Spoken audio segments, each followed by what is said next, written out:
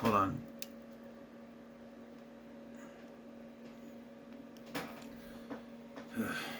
Okay. So, I didn't know 100% what I was getting into, but I knew this wasn't going to be good. I just didn't know how bad it was actually going to be. I'm talking about Supergirl from 1984. First of all, this is the extended edition, the European theatrical edition. We don't know, this came out earlier in 1984 in the United Kingdom. Then it was released in America, but they took some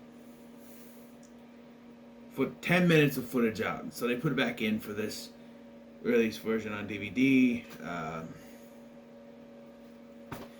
I don't know what is different in this version, but I don't know, man. I don't know. This is...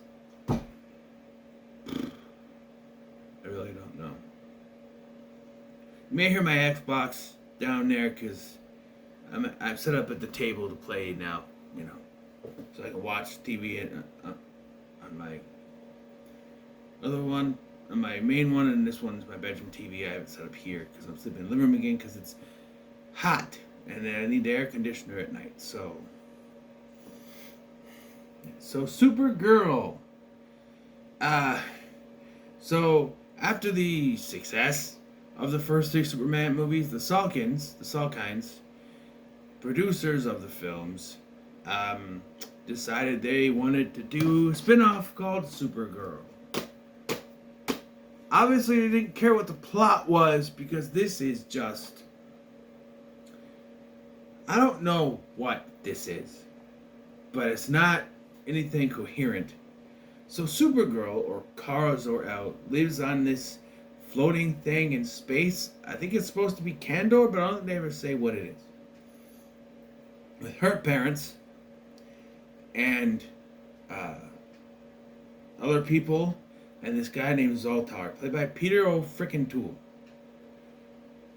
Actor of that caliber being in this thing.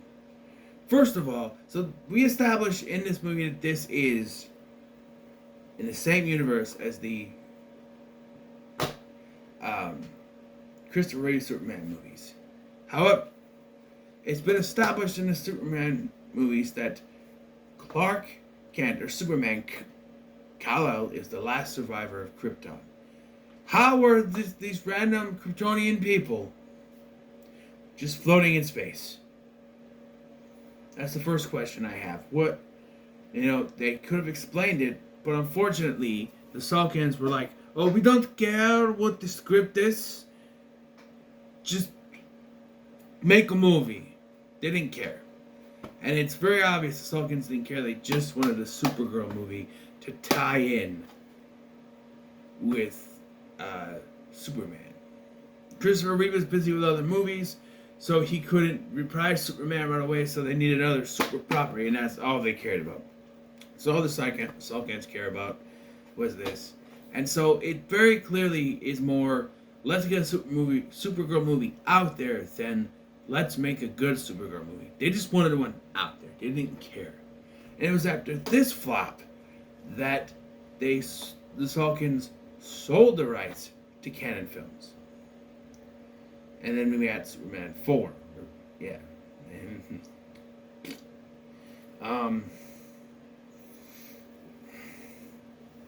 So she's in space, and they're in this bubble that's clearly just protected by plastic.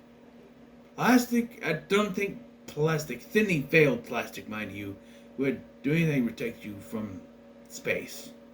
But there's this thing called the Omegahedron that is the power source for this place, for the people to live on this giant plastic bubble thing. And Peter O'Toole's character Zoltar just is playing around with it with a magic wand stick and making it float. And gives it to Kara, who then proceeds to fling it out the window by accident. And then she gets in this giant ball thing, because Zoltar gets sent to the Phantom Zone for what happened, even though it was Kara's fault. And then she gets in this giant ball thing and chases after it. Inside the giant ball thing is the Supergirl suit, for some reason. I don't know why. And she just has the suit. And now, it's been explained that this thing is what is keeping the people of this bubble place alive. And it's very necessary for them to live. It's very urgent to get it back. And so Supergirl went to Earth to get it back. So naturally, it's time for her to go to school. Yeah, I don't know what the fuck is going on with this movie. It's very urgent for her to get this back, but then she sees girls going to school and decides, I'm going to do that. She puts on a very bad brown hair wig and calls herself Linda Lee. That's how I know. Now, the overall plot of this, I know they didn't do any research.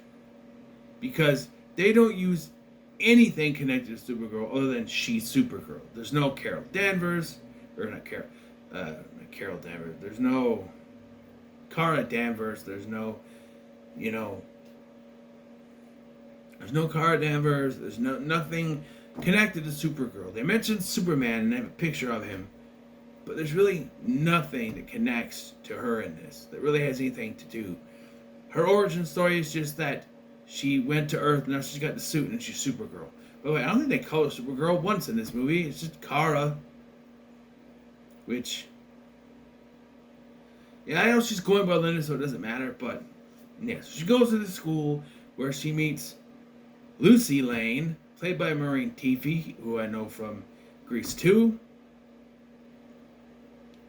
That movie's better than this. I know a lot of people don't like that movie, but it's better than this. And that is Johnny Nagarelli's final work. But, yeah. So she's going to school. Meanwhile, Madame Selena, played by Faye Dunaway, another great actor, spoiled in this movie. But to her credit, she knows what movie she's in, and she's just hamming it up. She's there with Peter Cook. He's been in goofier movies, but they were all better than this.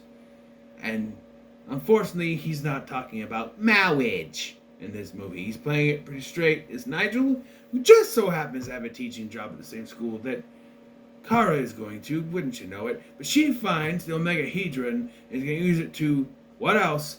Take over the world. Of course! So, yeah. And this is our villain. She sucks. I'm sorry, she sucks. She's trying to take over the world, and that's her plan. I think a world domination or something like that. And then she's hosting this party. She's this girl upside down. She has this female sidekick character who I think is supposed to be her Otis, but it's nothing. It's just nothing. It's nothing. I don't know. And then world domination is her thing, but also she has a she's wet. That is, she's wet for Hart Bachner, but who wouldn't be? But she's wet for Hart, Booby, baby.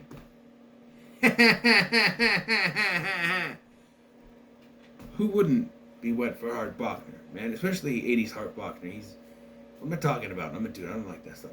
Anyway, yeah, because he's this guy who just opens to knock on her door. She's like, I want him. So she tries to do this spell on him. That but it's one of those spells where it's like, oh, he'll fall in love with the first woman he sees. I've always hated that trope. Why couldn't it just be he'll fall in love with me? Why's it got to be the first person he sees? Because every time they do that trope, the person that casts the spell is never the first person that they see. So, of course, the first person that he sees is Linda. So he falls in love with her. I love you. Marry me. Red flags, but yes. And, so yeah, that's that. And, I don't understand this at all. Not one bit. He's in love with her, and she rescues him. But here's the thing. He doesn't know she's Supergirl, which I think is bullshit. It's a love spell. Regardless of if he knows who Supergirl is or not, the spell should know. He's attracted to the first person he sees. And so that person, no matter what they're wearing, should be who he's in love with. He should know who she is in spite of whether she's Supergirl or Linda. But the writing in this movie is written by monkeys. I don't know. And there's scenes where they like, oh, we have to have a fight. So first scene, we have Matt Frewer and Stacy Keach random trying to M-word her. Yeah, and she kicks their ass. A&W. Woohoo. And then there's a scene where she fights construction equipment, because that's yay. And then she fights nothing. Oh, there's something supposed to be there, but we don't see it. It's like an invisible dragon monster thing. We don't see it because they didn't have the budget to give it to us. So she fights nothing. I don't know. And just when you think it should be over, right? Hart Bachner gets kidnapped again. Ethan is his name. She goes back. She finds Selena in her castle. It's being protested, by the way. And she's ready to confront her. And you think, this should be the climax. Nope. She gets sent to the Phantom Zone, where Zoltar is. Squirt. Why is she doing that? I don't fucking know. And then she just somehow gets out of there. I don't care. He dies. I don't care. And she gets out. And now she's there to stop her. So why doesn't she just send her back to the Phantom Zone? Again. She could technically keep doing that until her world domination scheme is done. But no. Now it's time for the climax. We've stalled enough. So now, everybody she knows is now kidnapped. Jimmy Olsen, played by Mark McClure, who has a couple appearances in this film. Lucy, Hart Bachner is there. Yeah, all the main characters that she knows are now kidnapped, so... yeah. We have the climax. She gets the Omegahedron back. She says goodbye to her friends. And now Hart Bachner knows who she is. I guess he figured it out at some point. And then she flies underwater to get back to her city. Why is it underwater? Now, I know that she fell into the thing in the sphere. It came out of the water. And somebody just saw that. Oh, she came out of the water. She'll go back in. No, that's not where it was. It was in space. It wasn't in the water. Is she Aquawoman? No. It makes no sense. But that's how it ends. There's no wrap-up stuff. There's no... We don't get to see if her family survived. Are they in the water because they fell to Earth and crashed in the lake? I don't get it. I don't get it. And the thing is, the biggest middle finger is that on the menu, it plays a Superman theme. But when you start the movie, it's not the Superman theme. It's something else. They have different... The score is all right, I guess. It's one of the better things in this film. But they never played a Superman theme. How lazy is that? Oh, what are we going to put on the menu? I just put a picture of Supergirl with the Superman theme. It's not a movie. I don't care. Just put it on there. Laziness. It just doesn't make any sense to me. And then, I'll tell you this. Faye Dunaway and... What's her face? Helen Slater.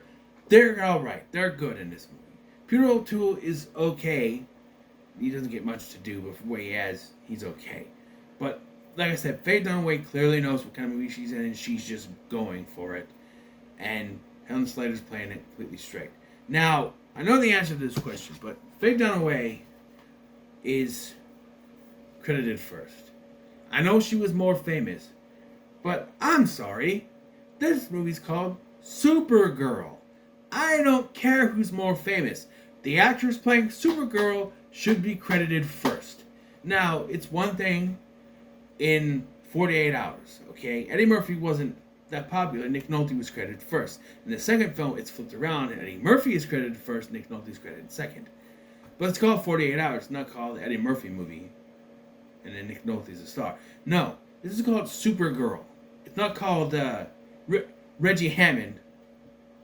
It's not called the Reggie Hammond story. It's called 48 Hours. This is called Supergirl. Don't you think the actress playing Supergirl should be credited first? I don't care how popular she was. She's not Supergirl. Is this called Madame Selena? No, it's called Supergirl. That's my point. What if Arrow came out and the first person credited was John Barrowman? Just because he'd been in Doctor Who before this. Wouldn't that be friggin' stupid? Or The Flash comes out, right? The Flash series, and Jesse L. Martin is credited first. Just because he was in Law and Order, you know.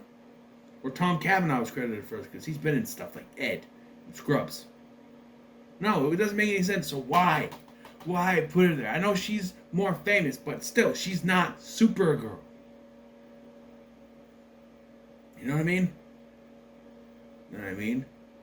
You know what I mean? I'm just saying. Just saying. So, yeah,